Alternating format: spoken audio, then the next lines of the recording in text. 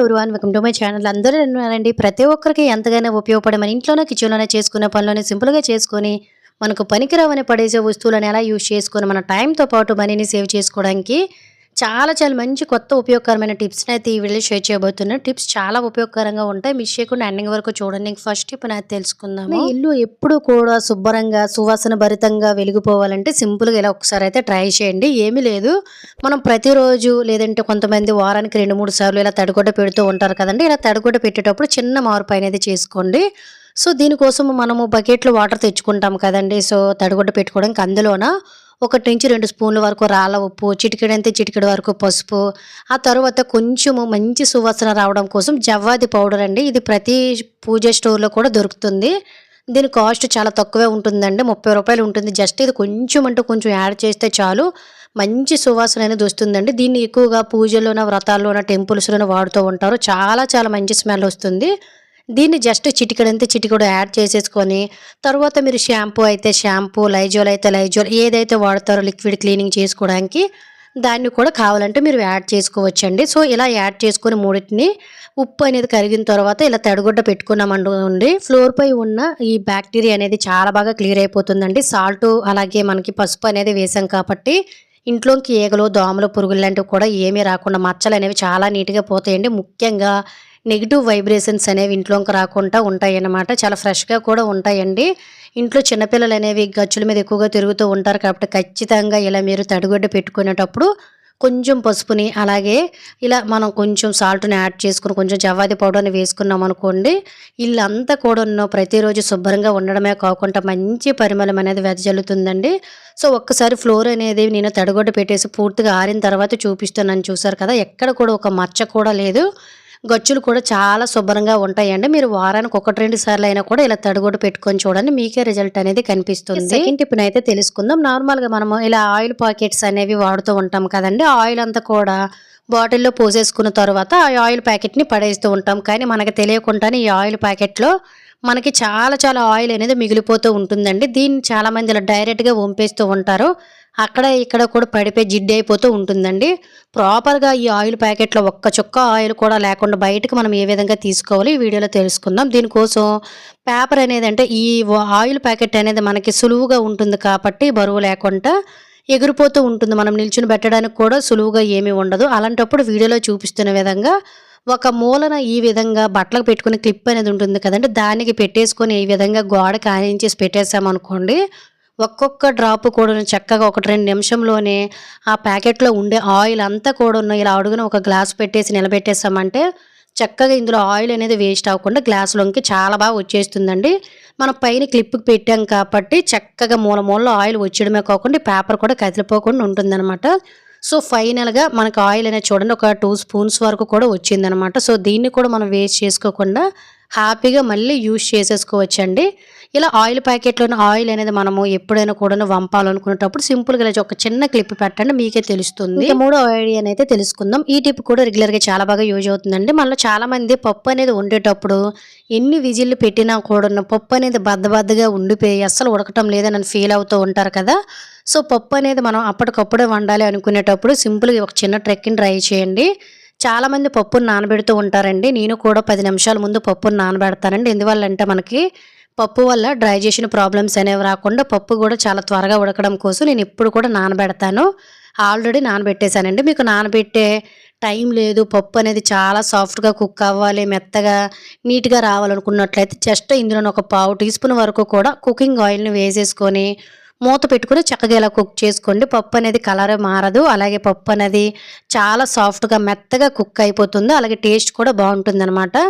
ఎవరికైతే ఈ పప్పు అరగదని అనుకుంటారో ఒక 10 నిమిషాల ముందు మాత్రం నానబెట్టుకున్నారనుకోండి, అరుగుదల సమస్యలు అనేవి కూడా క్లియర్ అయిపోతాయి అనమాట. ఇసలు పప్పు ఉడికించేటప్పుడు చిన్న ట్రిక్ని ట్రై చేయండి, పప్పు చాలా త్వరగా ఉడికిపోతుంది. ఇంకా నెక్స్ట్ ఐడియాని అయితే తెలుసుకుందాం. మనలో చాలామంది ఈ విధంగా ఆనపకాయ అనేది తెచ్చుకుంటూ ఉంటాం కదండి. నార్మల్గా ఆనపకాయ తెచ్చుకునేటప్పుడు ఇందులో జస్ట్ మనం ఒక చిన్న పీస్ తీసి లేదంటే ఒక హాఫ్ భాగం తీసి మాత్రమే వండుతూ ఉంటాం. ఎందువల్లంటే ఆనపకాయ చాలా పెద్దది కాబట్టి ఒకేసారి వండలేము. అలా ఒకేసారి వండేసుకుంటే ఎటువంటి ప్రాబ్లమ్ ఉండదండి. కానీ ఇలా మనం ఆనపకాయని గానీ, బీరకాయలు గానీ ఎక్కువ రోజులు స్టోర్ చేసుకోవాలనుకునేటప్పుడు దీన్ని మనం ఏ విధంగా స్టోర్ చేసుకోవాలో చూద్దాము.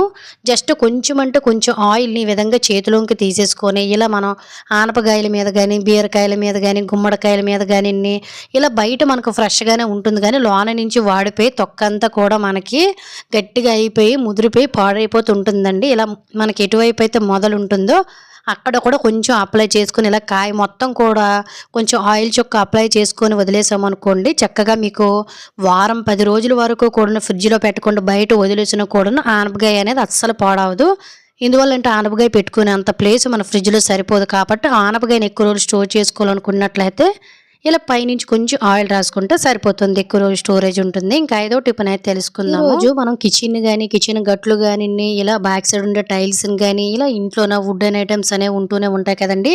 వీటిని మనం ఎంత క్లీన్ చేసినా కూడాను జిడ్డు, మురికి అనేది పట్టేసి ముఖ్యంగా ఇటువంటి డోర్ల దగ్గర మనం ప్రతిసారి టచ్ చేస్తూ ఉంటాం కాబట్టి మచ్చలనేవి పడిపోయి మనకి షైనింగ్ లుక్ అనేది తగ్గిపోతూ ఉంటుందండి. ఇలా మన ఏ వుడ్ ఐటెమ్స్ అయితే ఉంటాయో అవన్నీ కూడా ఓన్లీ నేను చూపెట్టే ఐటెమ్సే కాకుండా ప్రతి ఇంట్లోనే ఉండే వస్తువును కూడాను తళతళ మెరిసేటట్టు అలాగే ఆ వస్తువులు పాడైపోకుండా కొత్త వాటిలో మెరిసిపోవాలనుకున్నట్లయితే సింపుల్‌గా ఇలా చిన్న ట్రిక్‌ని ట్రై చేయండి. నేను మీకు కొన్ని వస్తువులను అయితే చూపించాను చూసారు కదా! ఇంతకుముందు ఎలా మురికిగా ఉన్నాయో. ఇంతకుముందు ఆయిల్ ప్యాకెట్‌లో నేను ఆయిల్ అనేది వంపాను కదండీ! దాన్నే నేను ఇందులో యూజ్ చేస్తున్నాను. సో, వేస్ట్ అనుకున్నాము కానీ అది కూడా మనకి ఇలా బాగా యూజ్ అయిందనమాట. దీన్ని ఇలా వెడల్పుగా ఉండే ఒక బౌల్ తీసుకొని కొంచెం ఆయిల్ మీరు వేసేసుకొని ఆ తర్వాత విమ్ లిక్విడ్‌ని గానీ, షాంపూని గానీ, సర్ఫ్‌ని గానీ ఏదైనా మీ ఇష్టం వేసుకొని ఇందులోన 1, 2 స్పూన్ల వరకు కూడా వెనిగర్‌ని వేసుకోండి. వెనిగర్ అనేది చాలా చాలా బాగా యూజ్ అవుతుందండి. అలాగే కొంచెం వాటర్‌ని కూడా వేసేసుకొని ఇలా ఏదైనా ఒక ఓల్డ్ సాక్స్ ఉంటే తీసుకోండి. లేదంటే ఒక కాటన్ క్లాత్‌నైనా తీసేసుకొని ఇలా మీరు ప్రతిరోజు కూడా క్లీన్ చేయవలసిన వస్తువులు ఇంట్లో ఏవైతే ఉన్నాయో మరకలనేవి పెట్టేసి అస్సలు వదలవనుకుంటారో వాటన్నిటిని కూడా చాలా ఈజీగా క్లీన్ చేసేయొచ్చు. అంటే సాక్స్‌ని మాటికి కూడా మనం నీటిలో ముంచుకుంటూ అంటే మనం తయారు చేసిన నీటిలో ముంచుకుంటూ ఇలా జస్ట్ మనం క్లీన్ చేసామంటే చాలా సులువుగా కూడా పని అయిపోతుంది. నార్మల్‌గా ఇలా మనకి చిన్న చిన్న మరకలు లాంటివి గట్టున్న డోర్స్ మీద పడ్డాయనుకోండి అవి అస్సలు వదలవు. చాలా అసహ్యంగా కనిపిస్తూ ఉంటాయి. వాటిని గడల్ని ఇలా ఈజీగా క్లీన్ చేసామనుకోండి డోర్‌లనేవి పుచ్చు పట్టకుండా, చెదలు పట్టకుండా ఎన్ని సంవత్సరాలైనా కూడాను మనకి ఇదే విధంగా నీట్‌గా ఉంటాయండి. అలాగే మన ఇంట్లోని ఇటువంటి స్టిచ్చింగ్ మెషిన్స్ కూడాను మనకి డల్లిష్‌గా అయిపోతూ ఉంటాయి కదండీ! అలాగే మనకేంటంటే మరకలు కూడా అక్కడక్కడ పడుతూ ఉంటాయి కదండీ! ఈ మరకలు లాంటివి కూడా ఏమీ ఉండవు. ఒకసారి వీడియోలో కూడా మీరు చూడండి ఒకసారి. ఎంత శుభ్రంగా అయిపోతుందో. ఇంతకు ముందైతే మనకు మరకలు ఉండేవి కదా! ఇలా ఓన్లీ ఇవి ఒక్కటే కాకుండా ఇంట్లోని చాలా చాలా వస్తువులనేవి తుప్పు పట్టకుండా, చెదలు పట్టకుండా మంచి షైనింగ్‌తో పాటు ఎన్ని సంవత్సరాలైనా కూడా వస్తువులనేవి పాడైపోకుండా సింపుల్‌గా ఇలా క్లీన్ చేసేసుకోవచ్చు. మంచి సువాసన కూడా వస్తాయి. అలాగే ఫ్రెండ్స్ ఇంకో చిన్న రిక్వెస్ట్ ఇంకా మీరు ఎవరైనా మన ఛానల్ సబ్స్క్రైబ్ చేసుకోలేకపోతే ప్లీజ్ సబ్స్క్రైబ్ చేసుకొని పక్కనున్న బెల్ ఐకాన్ ఆల్ యాక్టివేట్ చేసుకోండి. అలాగే వీడియో గనుక నచ్చినట్లయితే ప్లీజ్ ఒక లైక్ చేసి ఇటువంటి యూజ్‌ఫుల్ టిప్స్‌ని మీ ఫ్రెండ్స్ అండ్ ఫ్యామిలీకి షేర్ చేయడం అయితే మర్చిపోకండి. చూసారు కదా మనకి డోర్స్ అనేవి ఎంత శుభ్రంగా ఉన్నాయో. ఓన్లీ ఇవే కాకుండా చాలా నీట్‌గా కూడా మనం ఇటువంటి స్విచ్ బోర్డులను కూడా క్లీన్ చేసేసుకోవచ్చు. అలాగే మనం కిచెన్‌లోన ప్రతిరోజు కూడాను ఎక్కువ వాడుక చేస్తూ ఉంటాము. కిచెన్ గట్లు గాని, బ్యాక్ సైడ్ ఉండే టైల్స్‌ని గాని ఎంత శుభ్రం చేసినా కూడా మనకి మరకలు, మచ్చలు పడిపోయి షైనింగ్ అనేది తగ్గిపోతుంటుంది కదండీ! సో, సింపుల్‌గా మీరు రోజుకొకసారి గాని, వారానికొకసారి ఇలా మీరు క్లీన్ చేసేసారంటే స్టవ్ అనేది చాలా నీట్‌గా ఉంటుందండి. ముఖ్యంగా స్టవ్ గట్లు తెల్లగా అయిపోతూ ఉంటాయి. అక్కడక్కడ మనకు మరకలనేవి పట్టేసి. వీటిని కూడా మనం రెగ్యులర్‌గా ఇలా క్లీన్ చేయడం వల్ల ఈ మరకలనేవి మనకి చాలా త్వరగా పోతాయన్నమాట. ఇవి నిమ్మకాయ గట్ట పడేటప్పుడు ఇలాంటి మరకలనేవి ఏర్పడిపోతూ ఉంటాయండి. కిచెన్ గట్లు గాని ఇవన్నీ కూడా ఈ ప్రతిరోజు శుభ్రంగా ఉండాలి. మనం మాటికి క్లీన్ చేసుకునే పనే లేకుండా, శ్రమ లేకుండా శుభ్రంగా ఉండాలంటే సింపుల్‌గా ఇలా మీరు లిక్విడ్ తయారు చేసుకొని క్లీన్ చేసుకొని చూడండి.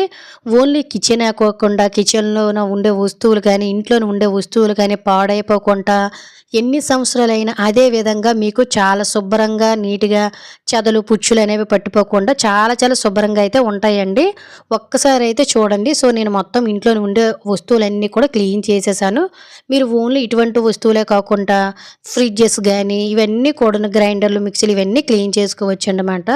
సో, సింపుల్‌గా ఎక్కువ ఖర్చు చేయకుండా ఇంట్లో ఉండే వస్తువులన్నిటిని ఇలా తరతర మెరిసేటట్టు చేసేసుకోవచ్చు. సో, స్టవ్ అయితే ఎంత శుభ్రంగా ఉందో చూసారు కదా! ఖచ్చితంగా ఒకసారి చిన్న ట్రిక్‌ని ట్రై చేయండి. సో, ఇది ఫ్రెండ్స్ ఈరోజు కనుక యూజ్ అయినట్లయితే please like, share, subscribe my channel. Thank you for watching. By by.